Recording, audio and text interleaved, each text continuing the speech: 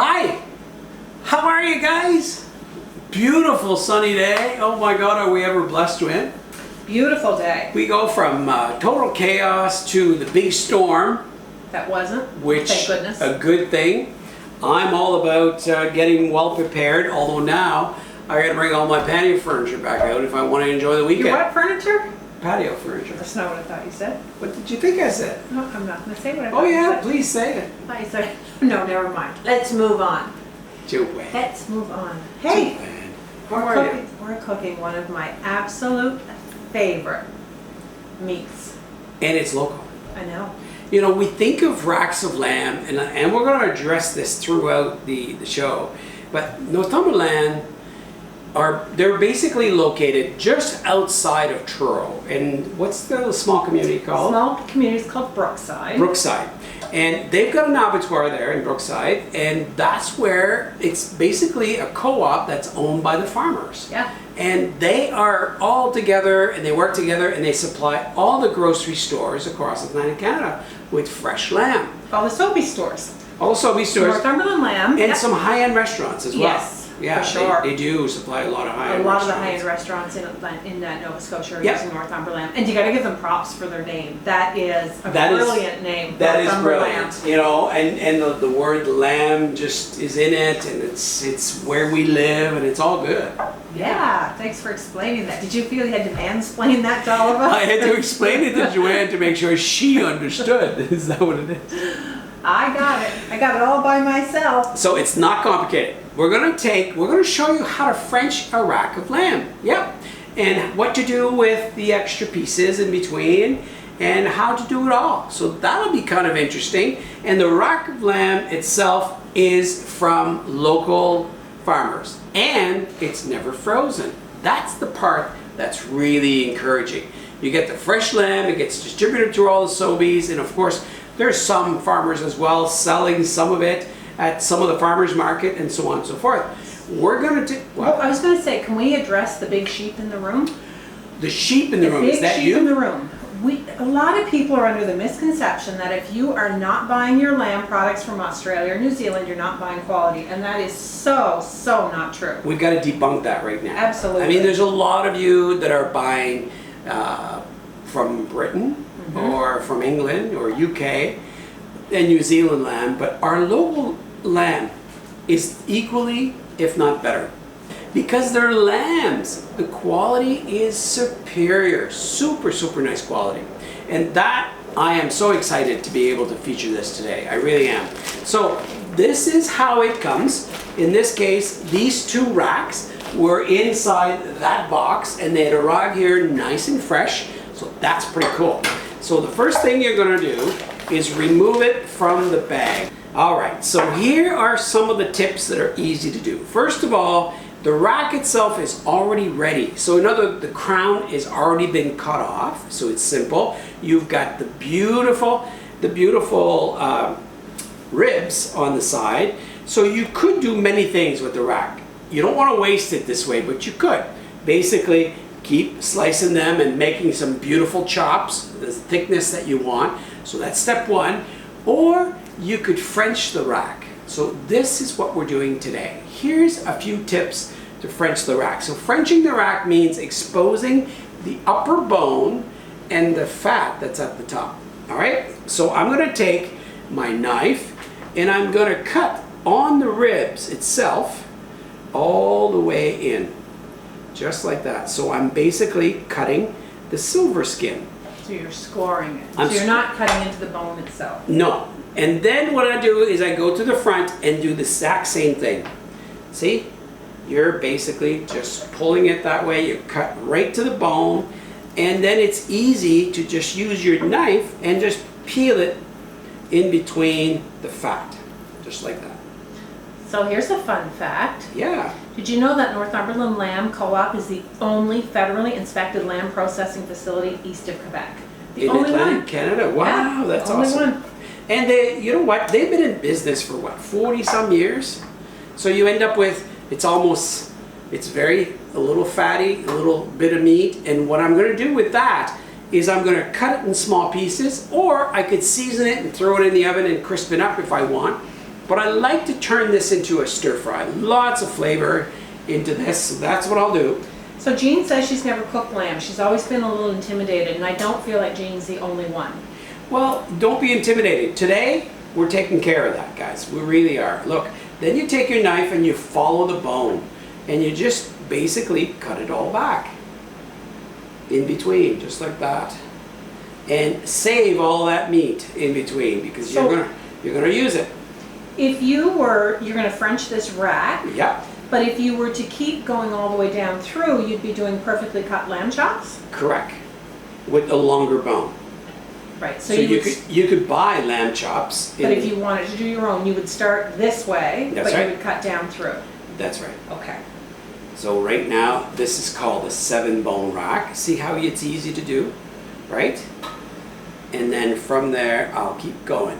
So how come when you see lamb sometimes they have those little like chef hats on the tips? Oh, that's just a piece. That's just to make you excited. That's when you do a crown. And you usually do a crown with pork more than lamb. Oh, it's not lamb. Okay. No. So you notice what I'm doing? I'm just peeling it back towards me. And I'm lunging along the bone, just like that. So you need a bit of a butcher. I mean, it's a dish that you do on a special occasion for sure. And look. So Frenching the lamb might be done for a special occasion, but lamb should not be kept for a special occasion. Oh, geez, no. It does fall under that category sometimes. That there are certain meals we think are, I mean, turkey. Why do we only eat turkey at Christmas time? Why do we only eat lamb at Easter? They're fabulous foods. We should treat ourselves more often. That's right. And how often do we go to the grocery store and we see the lamb and some of our people are true. They're intimidated about how to cook it. And you don't have to be intimidated. I'm going to work reverse so you guys can actually see what I'm doing. But now what you're going to do is basically take the time and trim it, right? So you could trim it. I'm going to use a different knife to trim it. I'm going to use this knife, and all I'm doing...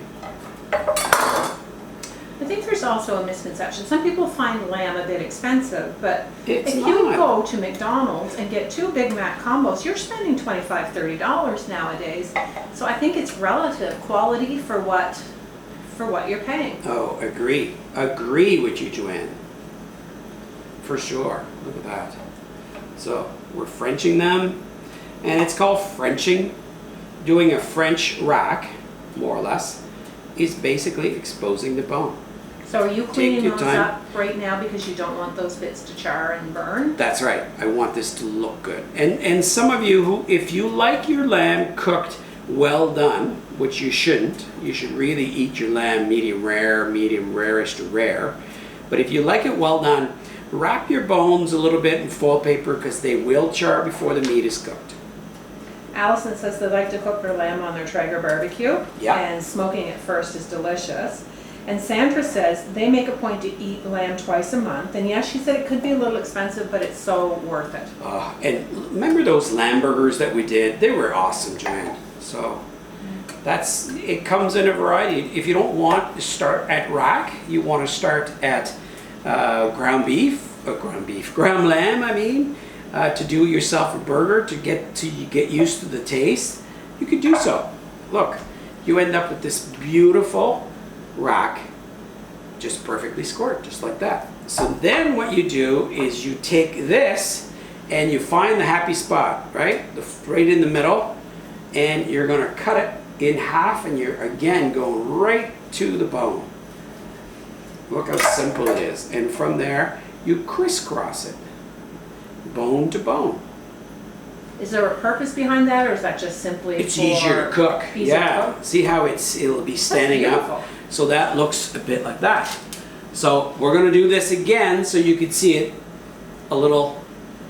We've got a little bit of time. So first of all, let's find out the scoring on the back. So you score it on the back. So that's where your silver skin is, right? So you get your measure. And then from there, you can turn it upside down, find that line, which is about here, and do your cut. So NorthumberLamb gets their lambs from a variety of farmers. Yeah. There's about a dozen processors supplying lamb 12 months a year. They do. So lamb is not a springtime We think of that, product. but it's not. You're absolutely right, Joanne. A lot of people think that the lamb is either imported or whichever. I mean, the fact that this is local year-round is pretty cool and available to you. I mean, these guys work very, very hard to get this in place. And a lot of them are at different farmers market as well, like I mentioned, and they sell the NorthumberLamb right there at the market. Wayne likes to cook lamb, but he doesn't French it because he likes the meat on the bone. Yes, I'm the same way, Wayne. But I think for a French rack presentation, this is going to look awesome. So the same thing, remove that piece, save those pieces, of course, you don't want to waste any of it, and see how you end up with just that skin, just like that. So then you turn it this way, and you follow the bone with your finger, watch your knife, and you just follow the knife right to the bone. And then this time I'm not going to peel it back so you can see the front of it, just like that. Farmers markets are another great source for NorthumberLamb products too. They do. Often what they'll do is they'll butcher it all and send it back to the farmers themselves. So if you've got a lamb farmer in your area, chances are it's been done by NorthumberLamb. Of course. But the key here is the fact that you don't have to go to the farmer's market. You can go right to your supermarket and purchase the lamb every day. And that's the beauty. And of course, we're going to pair this with another local great product, the wild blueberries, of course. So how far down approximately are you going? I'm 4 inches? I know a little less than that, maybe 3, Joanne. Okay. Maybe 3. I'm going to the meat, more or less. Right? Lamb curry is a dish that Nick enjoys. I like lamb curry as well. Look at that. You just keep bringing it back. All right, another nice French rack. All right, so you do the same thing. 1, 2, 3, 4. 1, 2, 3, 4. Troublemaker. So it's 8 bones, but it's 7, right? Because this one is a little smaller. And the same thing, just like that. 1, 2, 3, 4. Oh, Mix it all Eric has together. made lamb with a coffee rub. That would be nice. Yeah, that would be for sure. All right, so we got our 2 racks done. And what we're gonna do next is take some Dijon mustard, rosemary, and salt and pepper. So our knife work is done. We got some beautiful rosemary. Oh my God, it smells so good, fresh out of the garden. Oh, there's something about rosemary and lamb and pepper and mustard that just is just spectacular.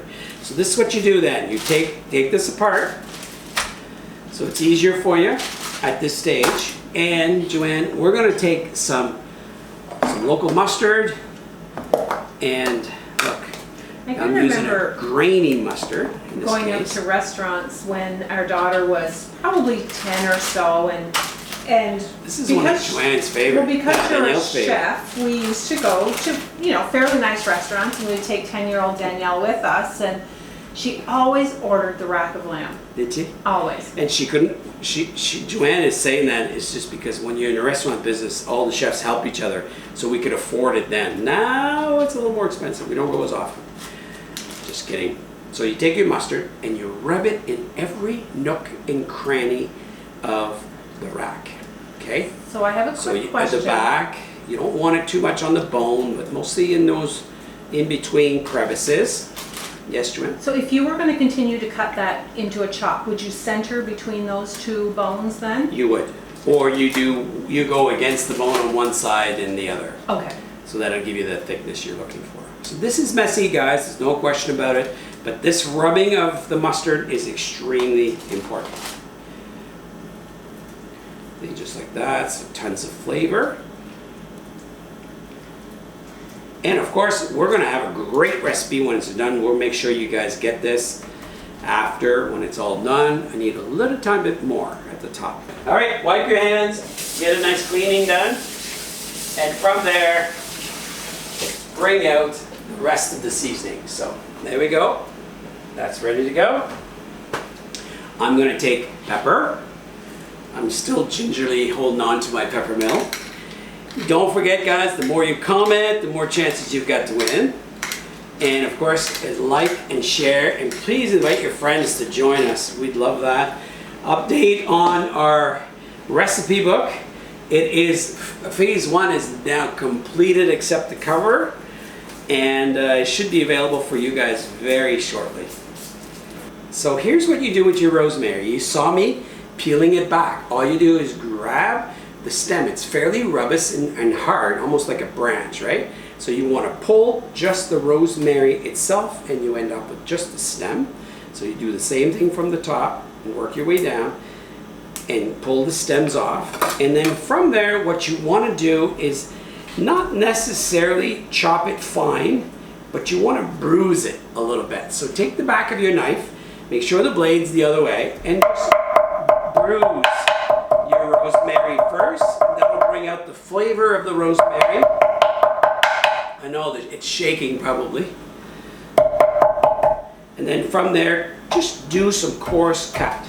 So Joan says she knows that you don't like to waste anything, and she's wondering what you're going to do with the meat that you cut off. This meat here, I've saved it. I'm going to do crispy. I'm going to take the 2 back fat and salt and pepper and crispy it in the oven. I'm going to score it first so it becomes nice and crispy and I can eat it while Joanne goes to bed.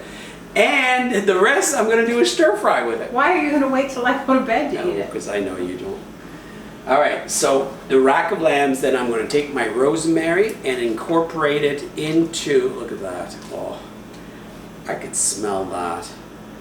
And because we're going to put them facing the other way, I don't need to put rosemary on the back side. You can if you want to, but you don't have to. Can you recommend any revisions to this recipe on a boneless leg of lamb, or would you use the same procedure? I would use very similar procedure, but I would score my leg. You would do what? Score my leg. So crisscross. Okay. The fat on the leg We itself. scored something not long ago. What was that? So we basically take, there's your leg, and you would take your score this way and this way, then season it, then throw it in the oven. Look at this. You notice I kept the 2 big pieces on this side. That's Al's. Yeah.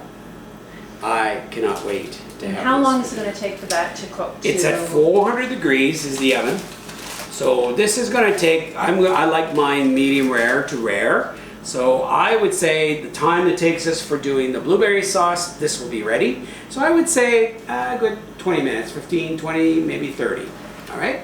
So there you go. There's our finished rack of lamb, and it's going straight into the oven at a 400 degrees preheated oven.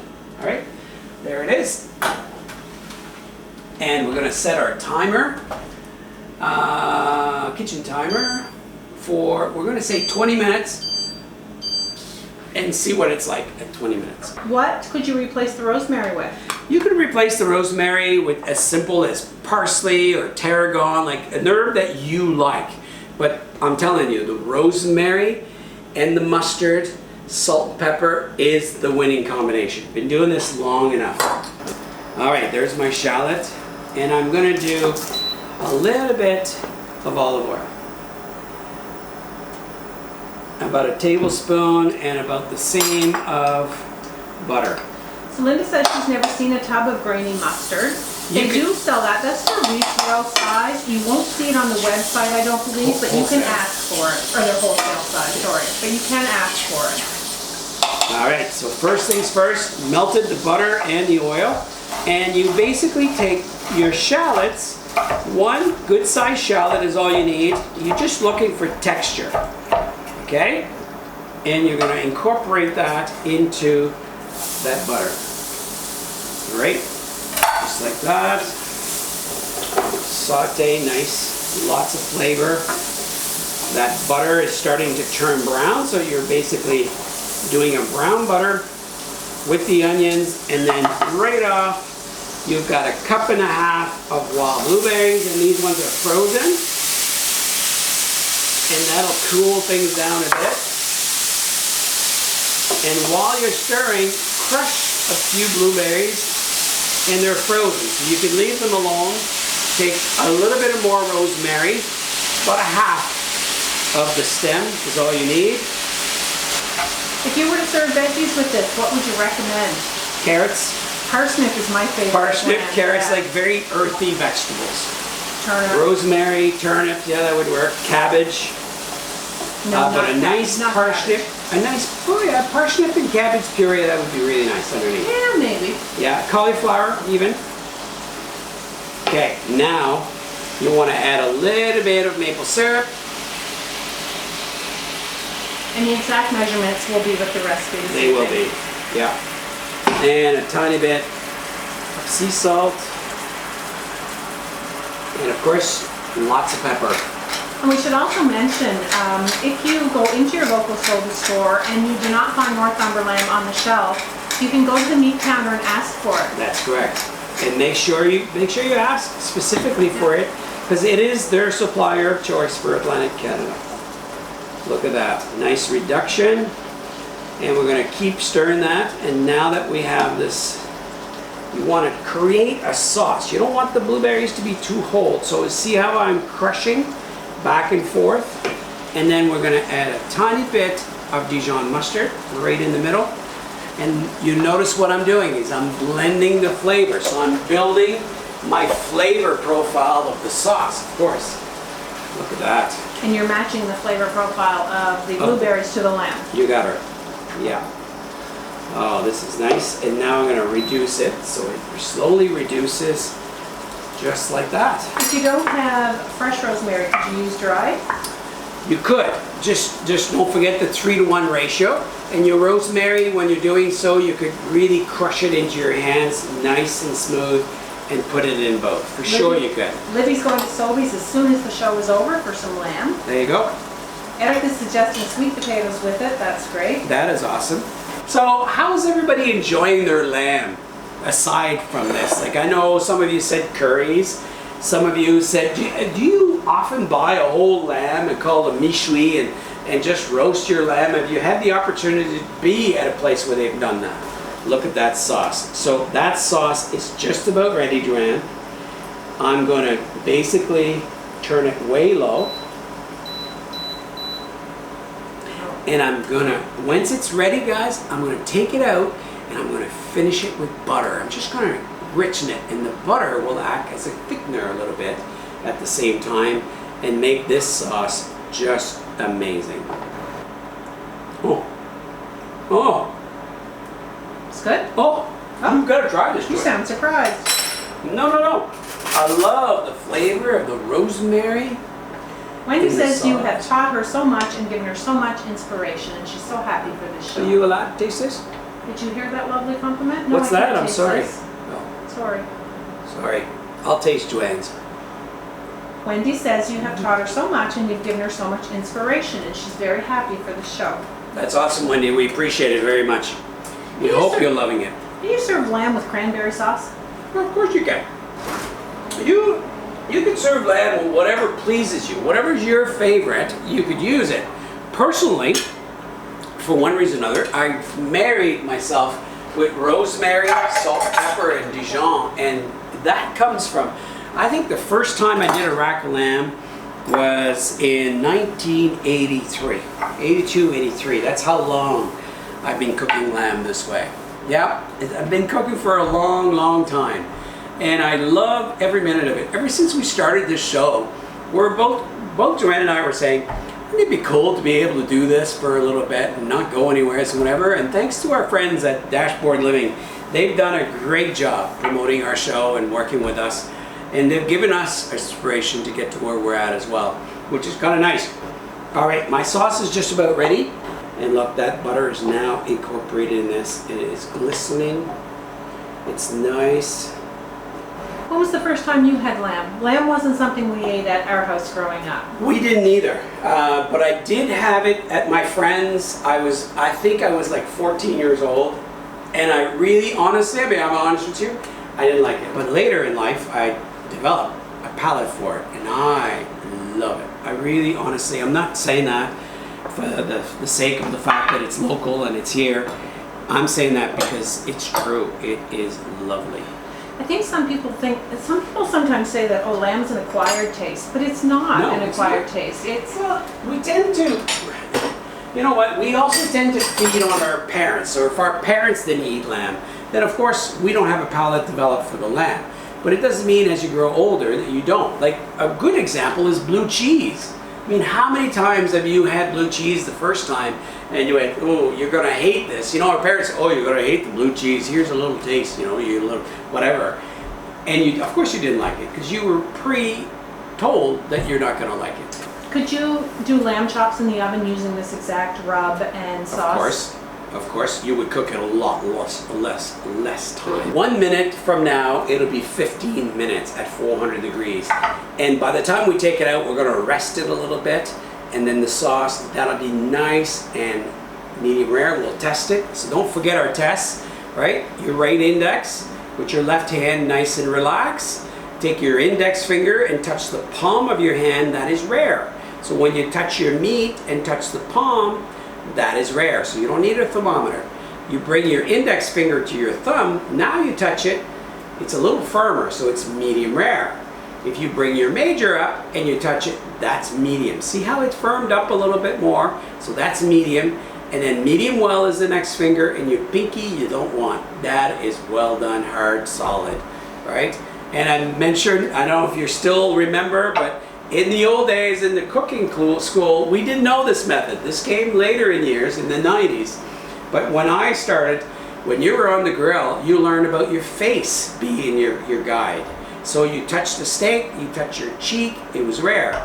You touch the steak, you touch your forehead, it was well done. And then, of course, then you had the nose, the top of the nose, and so on. So the chef would wait that you have brown spots everywhere, and he would send you to the dining room to talk to table 35. It never failed.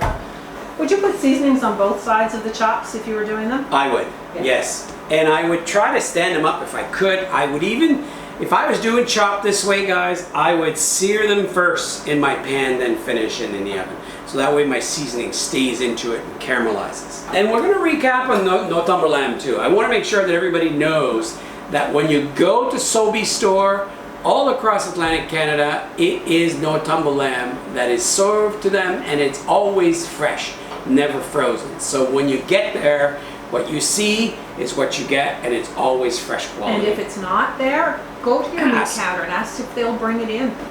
All right, my blueberry sauce is perfecto. Right. My lamb is a little rare. You're okay with that? I'm okay with that. Okay. I like my lamb rare. All right, Joanne, then in it goes. I'm gonna pull that out. Oh,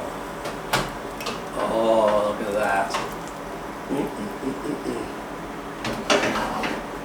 Nice.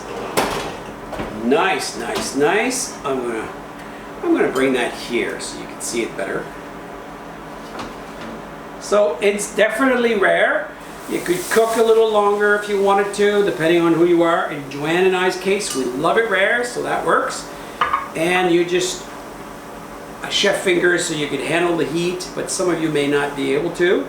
So be careful, but you just lift your rack of lamb. That is huge. There's enough there for 2 people. Guys, one whole rack. At least 2 people. And of course, we're gonna take that beautiful sauce. We're gonna take this one out of the way so I can reach over. Okay, so then the sauce. Now, Joanne, you said you wanted me to put the sauce on the side. Yes, please. So I will do that. Look, I'm just gonna drizzle it on this side here, guys. Oh, look at that. That's a real fall meal, isn't it? Look at that. A wipe of that. Of course, we've got some rosemary left. It's a whole rosemary tree. Yeah, we do. But look, we got that soft spot. It's cut here, and we'll put it right there. Very simple. Yeah, right in the crevice. Not what Joanne would do, but it doesn't matter. Joanne's not the final plater, I am. There you go. Just like that. It'll just hang there. That's nice. There you go, guys. Rack of lamb with wild blueberry sauce. There it is, so you can see it better. And this one is rare. Of course, you would cook longer if you want to. There you go. We'll see you tomorrow, 3 o'clock. Cheers.